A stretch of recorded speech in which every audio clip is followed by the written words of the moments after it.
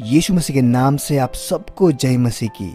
मेरे प्रियो, जॉन इन हिंदी बाइबल यानी यूहन्ना के बारे में तो हम बाइबल में पढ़ते हैं और यीशु मसीह के 12 चेलों में से यूहन्ना एक ऐसा चेला था मेरे प्रियो जो अंत तक बचा रहा। बाकी जितने भी चेले थे उन सब की मृत्यु बड़ी ही भयंकर तरीके से हुई, लेकिन यूहन्ना एक ऐसा चेला था जिसे परमेश्वर ने अंत तक जीवित रखा था ताकि वो बाइबल को पूरा कर सके।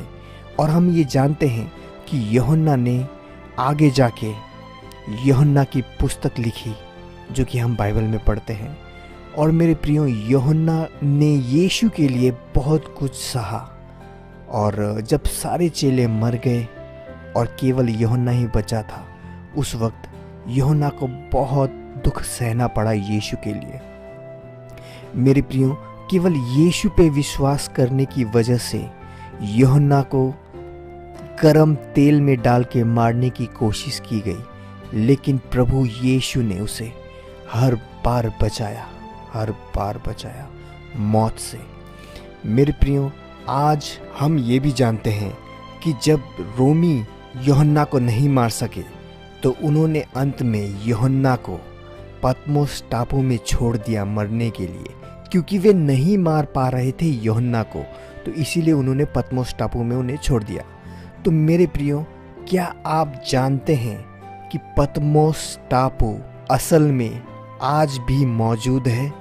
तो आज की वीडियो में हम पतमोस टापू और जिस जगह में यूहन्ना छिपा था, यानी जिस गुफा में यूहन्ना छिपा था, वो गुफा भी देखने वाले हैं।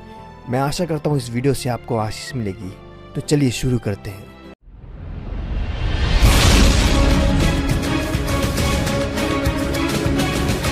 पतमोस एक छोटा यूनानी द्वीप है जो एजियन सी में स्थित है और इसका साइज 13 माइल्स है। ये चट्टानों से भरा हुआ ज्वालामुखी द्वीप है जो देखने में सी हॉर्स की तरह लगता है। ये पूरा द्वीप 7.5 माइल्स लंबा और 6 माइल्स चौड़ा है। यहाँ की जनसंख्या केवल 3000 लोगों की है। पतमोस यूनानियों द्वारा बसाया गया और वे अपनी मुख्य भूमि से यहाँ तक आए थे, शायद लगभग 8वीं शताब्दी ईसा पूर्व में। इस टापू के बारे में यूनानी इतिहासकारों को सबसे पहले 5वीं शताब्दी में लिखित सबूत मिले थे, लेकिन केवल ज्योग्राफिक रेफरेंस पॉइंट के रूप में। प्राचीन यूनानी कथाओं के अनुसार पतमोस का टापू असल में पानी के अंदर था। उनका मानना था कि उनके खुदा ज़्यूस ने पतमोस टापू को पानी के अंदर से बाहर निकाला था। अगर आप पतमोस जैसे टापू के बारे में सोचे तो हाँ, ये सच में पानी के अंदर से बाहर आया था, लेकिन ये कहना कि इसे ज़्यूस ने किया है सही नहीं लगता। मेरा मतलब, मुझे इस कहानी पर थोड़ा गौर करना चाहिए। तब तो ज्वालामुखी और लावा जो द्वीप बनाते हैं वे तो केवल एक मजाक बन जाएंगे।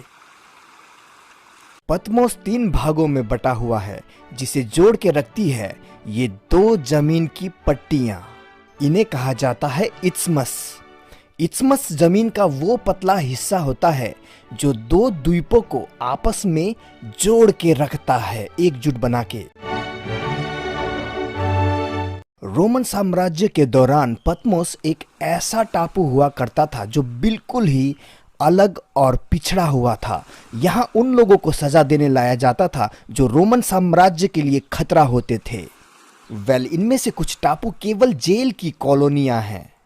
पतमस में और भी बहुत सी चीजें थी, जैसे कि जो बंदरगाह आप मेरे पीछे देख रहे हैं, इसमें एक टाउन, एक जिम्नेजियम और एक मंदिर था आर्टेमिस का। जो सबसे प्रसिद्ध देश निकाला हुआ था पतमोस टापू पे, वो हुआ था प्रेरित यूहन्ना का, जो यीशु का निजी चेला था और लेखक था 4 में से एक सुसमाचार का। 1ली शताब्दी ईसा पश्चात यूहन्ना एफिसस में रहता था, वचन सिखाता हुआ, सुसमाचार सुनाता हुआ चर्च को लीड करने में मदद कर रहा था। इतिहासकार कहते हैं कि यूहन्ना ने अपना सुसमाचार एफिसस से लिखा था और वो मूर्ति पूजा के विरुद्ध था जो वहां हो रही थी। उन दिनों रोम में एक पागल आक्रामक सम्राट हुआ करता था जिसका नाम डोमिशन था। उसने बहुत से ईसाइयों को मौत के घाट उतार दिया। डोमिशन भविष्यवाणियों पर विश्वास करता था और अपने राज्यकाल के दौरान उसने अपने आप को परमेश्वर घोषित कर दिया। लगभग 86 ईसा पश्चात डमीशन का मंदिर बनाया गया और उसी वक्त एफिसस के लोगों को जबरदस्ती डमीशन की पूजा और चढ़ावा चढ़ाने के लिए जबरदस्ती की गई।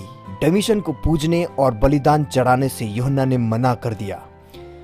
यूहन्ना का ये विरोध कि वो सम्राट को ना पूजेगा ना बलिदान देगा, ये बात डमीशन राजा के कानों तक पहुंच गई।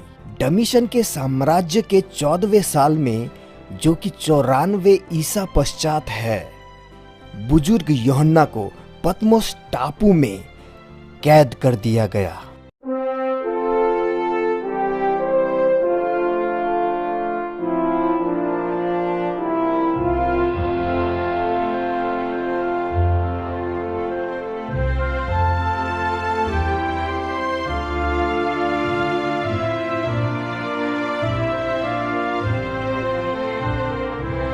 मेरे प्रियो, अब हम वो जगह देखने वाले हैं जहां यूहन्ना को प्रकाशन मिला और उसने प्रकाशित वाक्य की पुस्तक लिखी।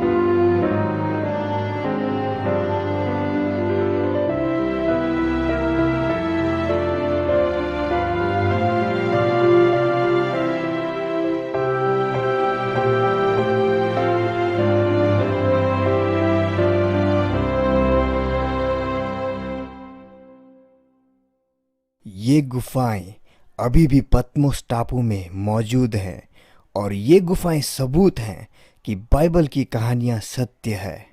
मेरे प्रियो, हमारा परमेश्वर जीवित है और वो जिंदा खुदा है, वो आज भी उत्तर देता है। मैं विनती करता हूँ, आप मेरे लिए भी प्रार्थना कीजिए। मेरे प्रियो, यदि इस वीडियो से आपको कुछ सीखने का मौका मिला है तो लाइक ज़रूर कीजिएगा और सब्सक्राइब ज़रूर कीजिएगा यदि आप नए हैं। मिलते हैं अगले वीडियो में। यीशु मसीह आप सबको आशीष दे। जय मसीह की।